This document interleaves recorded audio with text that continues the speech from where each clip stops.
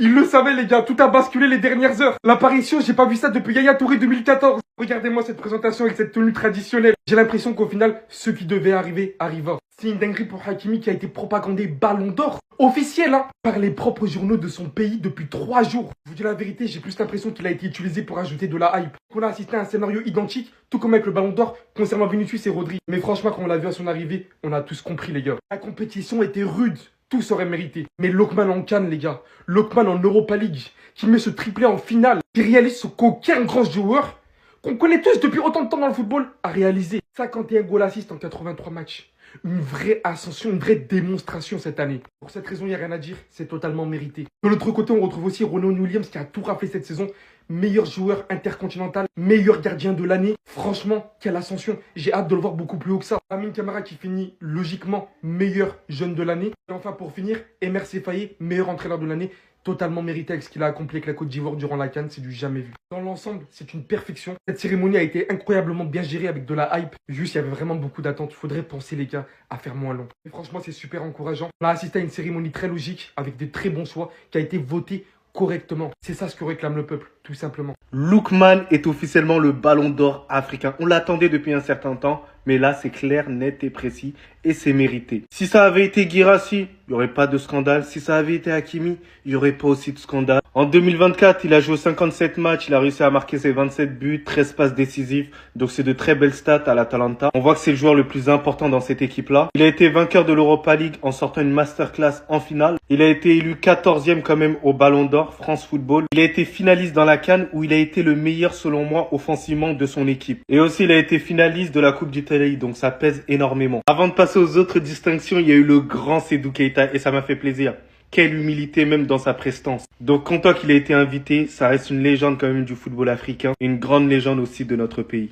Donc Emer Faye qui a été élu meilleur entraîneur de l'année du côté de la Côte d'Ivoire. Et franchement, c'est entièrement mérité vu le parcours qu'il a fait avec son équipe. Ronald Williams, celui qui a arrêté pas mal de pénaltys. Je pense que dans la séance de tir au but, il en a arrêté 4 sur 5. C'est tout simplement extraordinaire. Donc il mérite largement cette distinction-là. Lamine Camara, le jeune joueur de l'année. Je pense qu'il n'y a pas débat sur ça. C'est un joueur tout simplement extraordinaire. Vous avez de la chance les Sénégalais et franchement je l'espère le plus grand des bonheurs pour la suite de sa carrière. Et l'équipe nationale de l'année, c'est les éléphants, les champions et vainqueurs de la CAN. Donc c'est entièrement mérité, il n'y a rien à dire.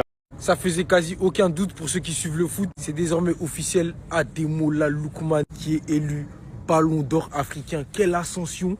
Quelle saison fantastique qu'il a effectuée du côté de l'Atalanta Bergame. Et donc aujourd'hui, il se fait logiquement récompenser d'un ballon d'or africain après sa fantastique saison du côté. Il permet à l'Atalanta de se qualifier en Ligue des Champions. Et cerise sur le gâteau, en fin de saison, il nous sort une finale qui va rester dans l'histoire, les gars. Il est venu représenter le pays, les gars. Tout vêtu de vêtements traditionnels qui nous sortent tout droit du Nigeria. Ademola Lookman, il n'a pas volé l'or, les gars. Il n'est pas comme Rodri, lui, il est honnête. Il est timide et humble, les gars. Donc on risque pas de le voir faire plein d'interviews pour conseiller je ne sais qui. Mais les gars, rares sont les fois où le football est vraiment récompensé. Et moi, je trouve cette récompense archi belle pour Lookman qui s'était éteint un moment, les gars.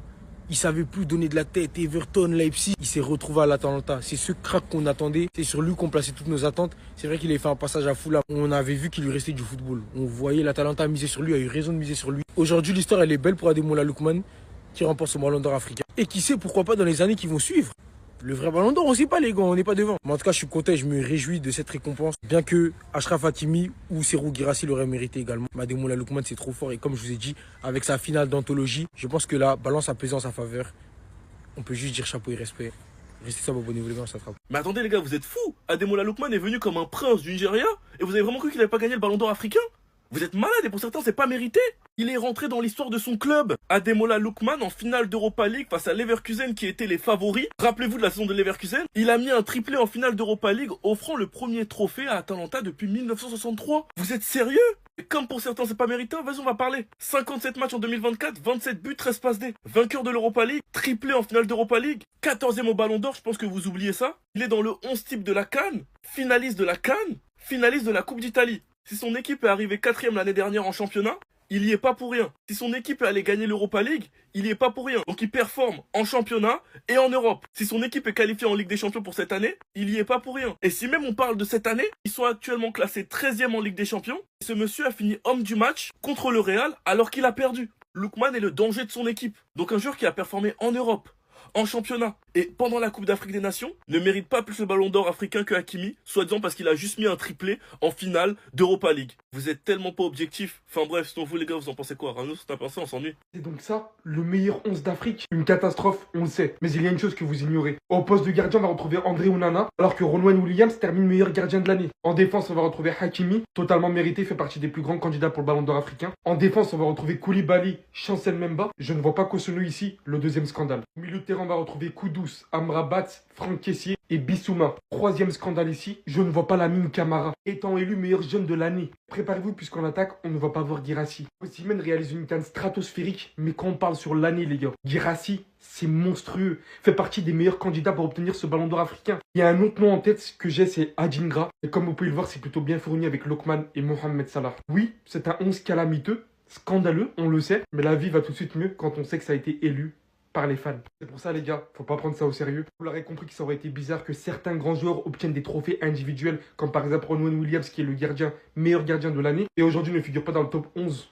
Donc c'est pas logique. La cérémonie s'est très bien déroulée, on va en garder un très bon souvenir. Faites votre 11 vous-même dans votre tête. Le vrai 11, on sait très bien que c'est pas ça. Alors là, va falloir m'expliquer, hein.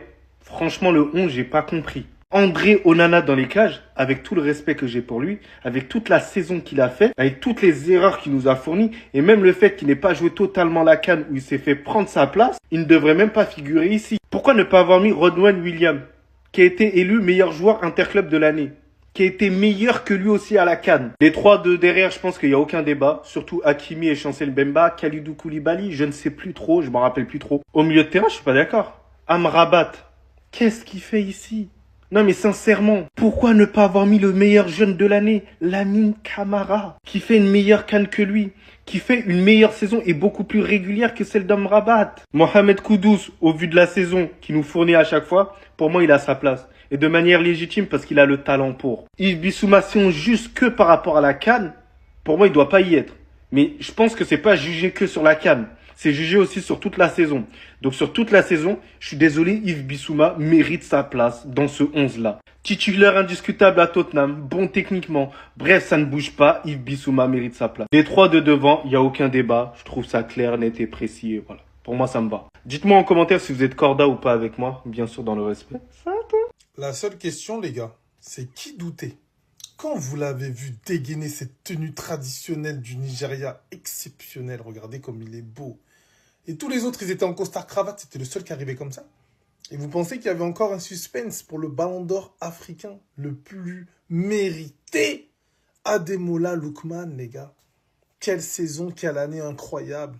Une CAN où il est omniprésent, où c'est le meilleur joueur nigérien, hein, le Nigeria qui arrive en finale.